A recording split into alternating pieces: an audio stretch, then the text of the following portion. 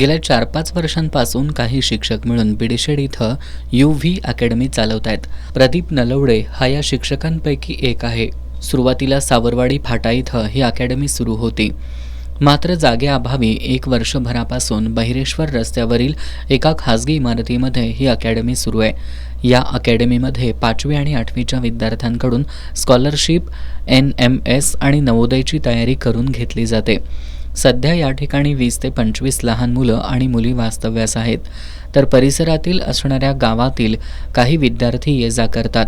दरम्यान एका निवासी अल्पवयीन विद्यार्थ्याबरोबर प्रदीप हा अनैसर्गिक कृत्य करत होता. याबाबतची तक्रार पालकांनी पोलीस ठाण्यात केली. याची दखल घेऊन आज सकाळी पोलिसांनी घटनास्थळी भेट देऊन संशयित प्रदीप याला ताब्यात घेतलं. पोलिसांनी त्याला न्यायालयात हजर केलं असता त्याला बुधवारपर्यंत पोलीस कोठडी देण्यात आली आहे.